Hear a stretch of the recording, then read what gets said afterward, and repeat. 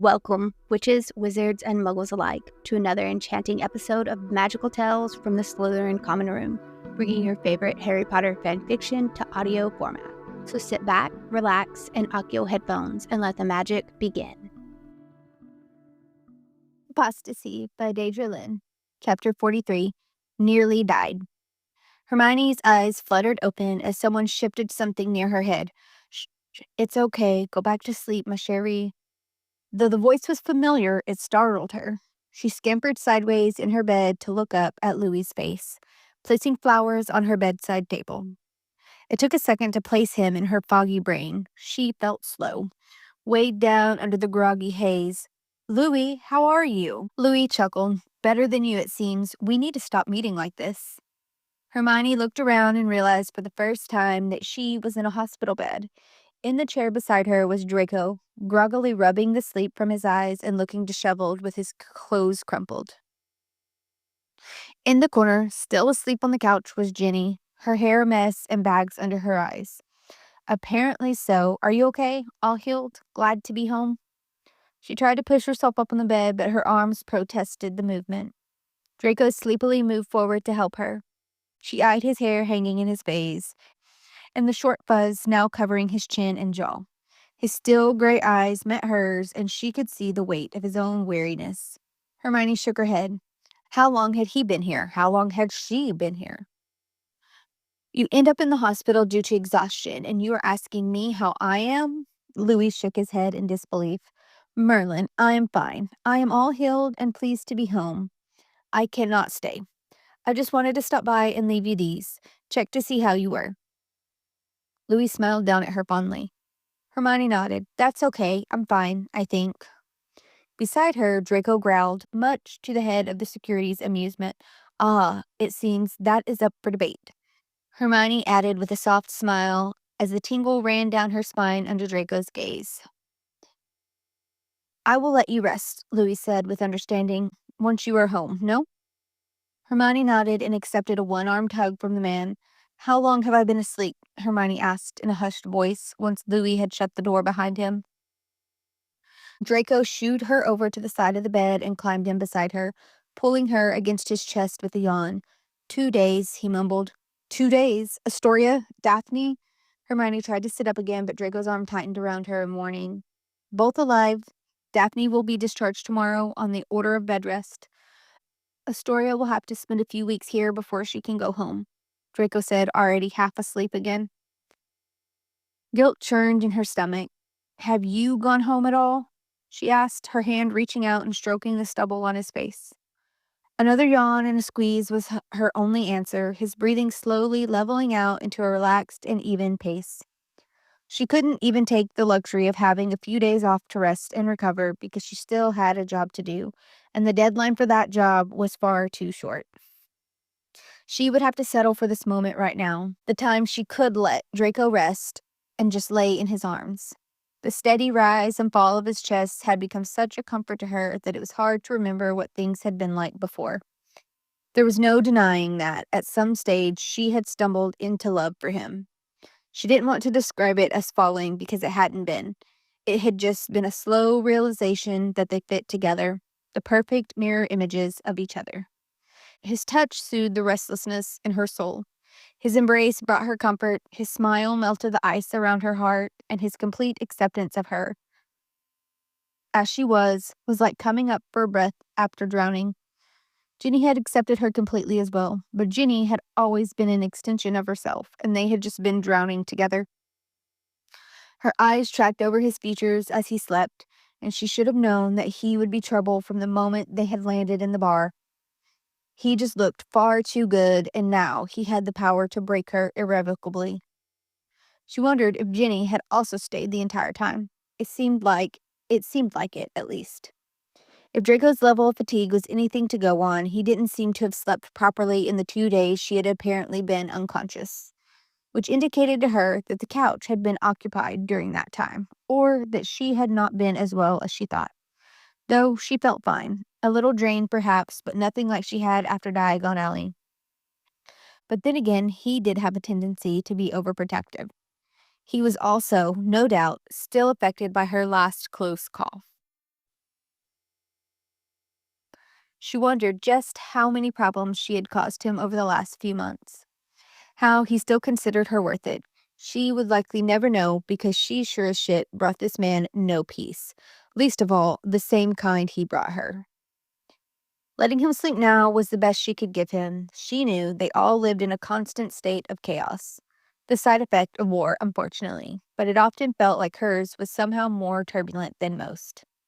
He let out a deep sigh in his sleep, and she didn't bother to hide the smile it brought her. She let him pull her closer when one of his hands landed on the back of her head and guided her toward him. Ginny yawned from her spot on the couch, sitting up slowly and rubbing her face. Hermione watched as Ginny turned and eyed Draco with confusion, and then slowly realization dawned on her face as she finally noticed Hermione in his arms, peering back at her. The redhead looked on edge of combusting, so Hermione put a soft finger up to her lips and mimed for her to be quiet.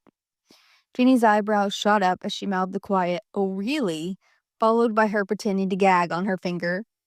Hermione chuckled lightly and melted into a gooey gush of emotions as Draco's hand on the back of her head tightened in his sleep. Ginny shook her head with a warm smirk. "You are so fucked," she mouthed again, and Hermione sighed in defeat. "I know," she responded in the same manner. "Now that I'm not terrified you're going to die, I'm going to go home, shower, change, and all that, then I'll come back. Do you want anything?" Ginny whispered as she stood, collecting the belongings Hermione hadn't noticed strewn around. "Coffee?" Hermione said as quietly as she could, but Draco still let out a long breath in response. Ginny nodded, giving Hermione one last look of genuine happiness for her. With Ginny gone, Hermione snuggled in closer against his solid frame. The way his fingertips pressed into her hair and against the back of her skull, protecting her and keeping her close even in sleep, allowed her to let her guard down a little, because she knew, if anything happened, he would be awake in an instant. Though she wasn't tired, she closed her eyes and listened to the sound of his heart beating beneath her ear, a steady drum. She wanted to memorize the rhythm, to take it on and make it her own. Perhaps one day, when this was all over, they could all go sip cocktails on a beach somewhere. She would have to invent some kind of salve for Draco to protect his porcelain skin. She didn't know how long she lay there before Ginny slipped back into the room, causing his breathing to change and for him to stir. "Morning, sunshine," Ginny sang after a pause to check if he would drift off again. Draco frowned and shoved his face into a pillow in the top of her head, his arms stiffening as his whole body stretched reluctantly. Hermione chuckled as he mumbled something about Ginny's obnoxiously positive mood. "Hey now, don't be like that. I brought you coffee." Ginny grinned, holding up the carrier tray of the cafe-bought coffees for them to see. Draco stretched again and yawned, finally letting her go. "Gimme," Hermione said, extending her hand to take one appreciatively. "Okay," she hummed as she took a sip. "Let's go." "Go where?" Draco growled. Hermione turned to look at him as though it was obvious, with a tilt of her head. "To see Daphne and Astoria. Where else?" Draco stared back at her in annoyance. "You aren't going any." Ginny snorted a laugh, as if we could stop her. "Honestly, Malfoy," she said at the same time as Hermione scoffed and snapped, "I fucking dare you to try and keep me here." Draco audibly sighed in frustration and rubbed at his face. "Fucking pain in my ass," he grumbled before taking the coffee Ginny was holding out to him in sympathy. It turned out to be a bit harder than Hermione initially thought. Her muscles protested their use upon first getting out of bed, and she had to rely on Ginny to steady her. She tried to hide the fact from Draco, who raised an eyebrow at her knowingly, but said nothing. Daphne was their first stop, despite her desire to see Astoria awake and smiling after so long, thinking she might never get the chance again. But Daphne's room was closer to hers. The nurse on duty, as she made her way past, was glaring daggers in Hermione's direction. That was fine. Let her be angry. Hermione didn't care. Everyone employed here was bound by an oath to keep their mouths shut. It made no difference to Hermione. Daphne had been moved into her own room following the events. Apparently, the healers all thought it best for rest purposes. Ginny had told Hermione that Astoria hadn't woke up right away, and even when she hadn't been fully with it. It seemed that she had come right after a few hours, but it had been a concern that their group of murderers might start making threats.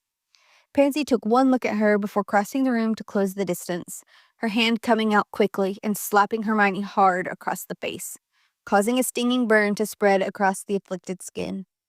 Behind her, Ginny snarled and Draco moved to step between them, but Pansy had already moved on to throwing her arms around Hermione's neck in a tight, oxygen-limiting hug. "Pansy," she croaked out, "can't breathe." "Pansy," Daphne warned tiredly from her place in her bed. The blonde looked worse for wear, but she supposed that dying would do that to you. Pansy was shaking as she stepped away from her. "I could kill you, Granger. I really could, but I could also kiss you. It's very confusing." Hermione rubbed her cheek. "Merlin, Pansy, did you have to hit me so hard?" she grumbled as she flexed her jaw.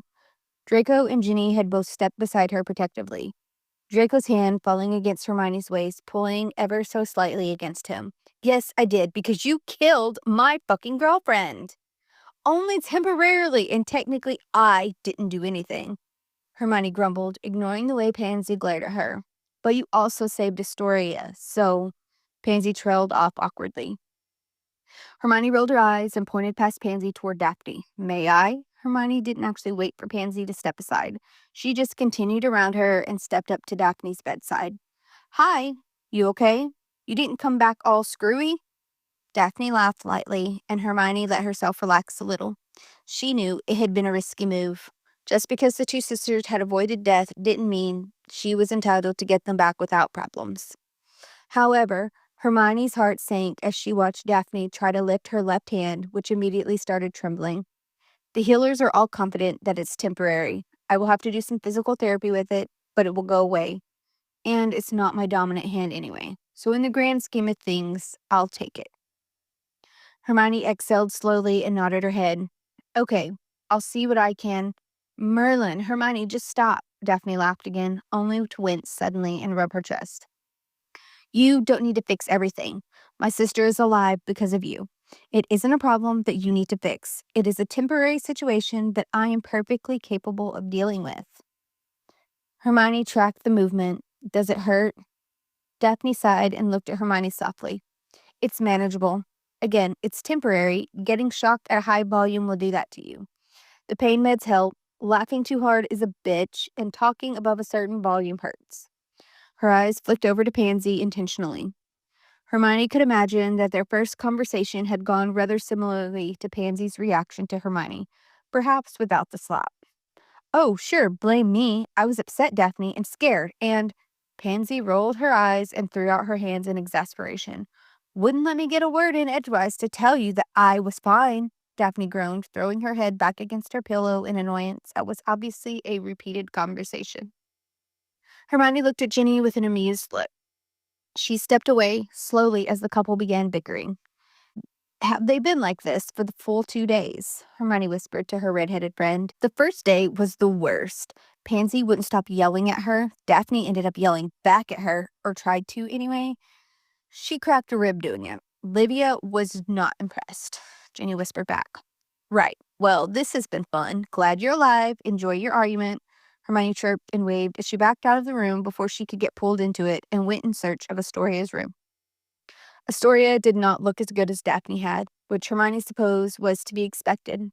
She was sleeping with her bed in an inclined position, her skin still nearly translucent, and the skin that wasn't covered by her singlet exposed the hideous black and blue bruising everywhere. Theo was sitting in the chair next to her bed, much the same as Draco had been in her room, disheveled and scruffy. His hands were shoved in his pockets while he stared absently at the floor. His head looked up slowly as she opened the door, his eyes unfocused and glossy, and he took a moment to register that it was her. Hermione wasn't sure if she should expect him to kick her out, or for him to be angry, or if he would be thankful. But he was none of those things. As soon as the recognition had dawned on his face, Theo began to cry, leaning forward to rest his elbows on his knees and hiding his face in his hands, while his shoulders shook. Hermione turned and whispered to Ginny and Draco to give them a minute before she made her way over to her friend. She placed her hand on his shoulder in an attempt to comfort him. Neither of them spoke. He continued to sob into his hands while she continued to stand there with her hand on his shoulder, waiting. Eventually, the shaking of his shoulders subsided. Theo let out a shaky breath and sat back, giving Hermione a chance to see that his complexion was just as pale and unhealthy looking as Astoria's. Theo, she whispered, crouching next to him and taking one of his shaking hands in hers. Have you gone home to sleep at all? Have you eaten? Theo wouldn't look at her, choosing instead to stare down at the floor like he had been when he entered the room. Staring down at the floor like he had been when she entered the room. Hermione realized that he wasn't looking at Astoria either, not once since she arrived, and while he had spent the majority of it crying, he hadn't even glanced her way. I would have let her die, he croaked, his voice hoarse and barely audible. I could have lost her. His fingers swiped over his mouth in remorse. I was so sure that it was over, that she was gone. A whimper escaped him as he fought off another wave of tears. What kind of fucking husband am I? A good one. One who tried to respect his wife's wishes even when he didn't want to, even when he had to face off against everyone else because he wanted her to have her dignity. One that didn't want her to suffer because her well-being mattered above his own. Hermione said firmly, her eyes burning into the side of his face as the dam broke again. Couldn't have said it better myself, Astoria wheezed. Theo didn't look up at her voice, still adamant about staring at the floor. Hermione's eyes, however, flew to the blonde in relief. Astoria, hi, how are you? Hermione moved to sit at the foot of her bed, the strain on her muscles finally getting to be too much. It felt a stupid thing to feel when Astoria was clearly fighting to even keep her fluttering eyes open and breathe properly. I'd feel better if, she paused to catch her breath. Even the act of talking was a struggle, it seemed. I didn't have to look at this. Hermione's heart pounded as she watched Astoria helplessly. One's moping face every time I open my eyes, making me feel like I'm on my deathbed or something. Honestly, he's dramatic. She managed a weak smile. Anyone would think I nearly died. Hermione huffed a laugh and shook her head in disbelief while Theo finally looked at Astoria in horror. That's so not even funny. Hermione agreed, but a small giggle rose up out of her anyway.